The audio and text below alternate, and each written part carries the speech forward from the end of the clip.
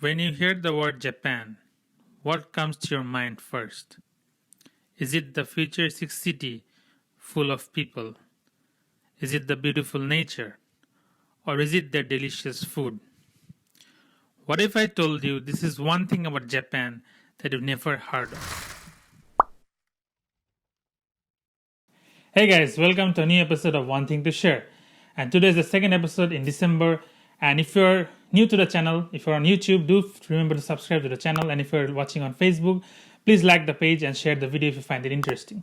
So today's video is about Japan and how it's stuck in old technology. So if you think about Japan and if you think about the image of Japan, most people think that Japan is in the future, that people in Japan using futuristic technology.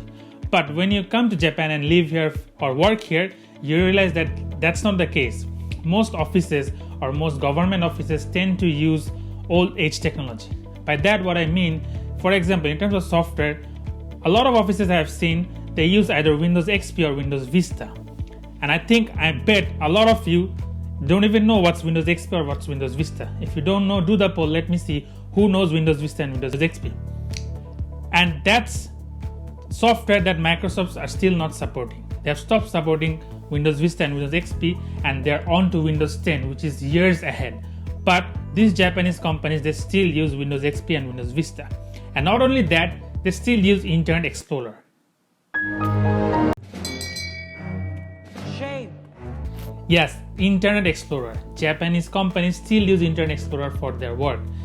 I have seen recently in my company I had to do work and I had to use a software or website. And that website and software only works with Internet Explorer. Imagine how old that software has to be that it only works with Internet Explorer. Internet Explorer is not supported by Microsoft anymore. We have moved on to Microsoft Edge.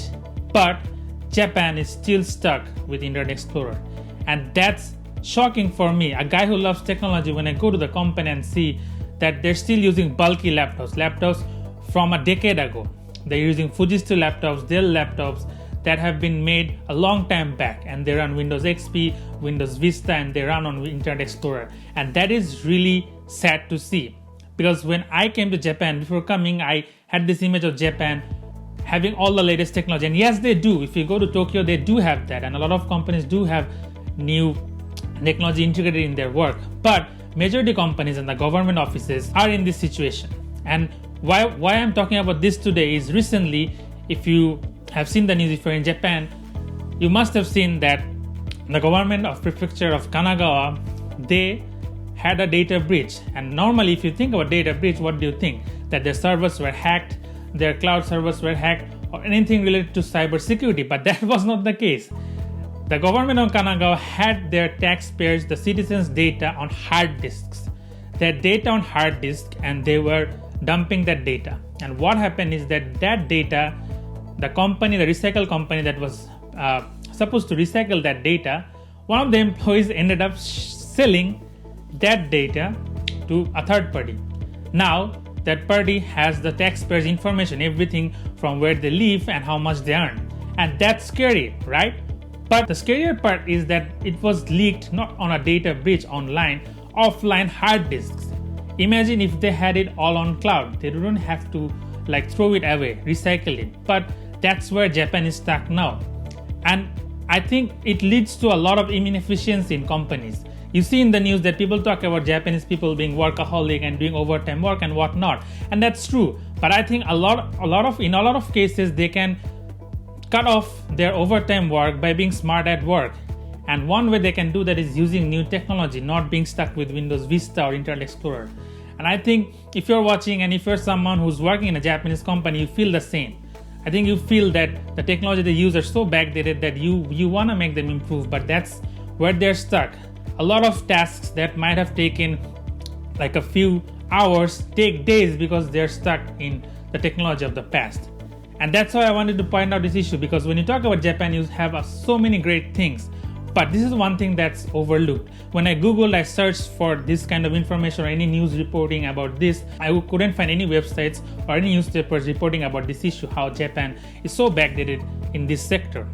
So if you are the founder of a Japanese company, or if you're someone working in a Japanese company, and if you're Japanese, come on guys, let's move to the future. Let's go, at least let's start using Windows PCs that use Windows 10. Let's start using software like Microsoft Edge or Google Chrome, not Internet Explorer. It takes time, it wastes a lot of money, and it's not efficient. And then you have data breaches from hard disks that are so shocking that they're still happening in 2019. We're moving to 2020, but Japan is still stuck with Internet Explorer and Windows Vista and Windows XP.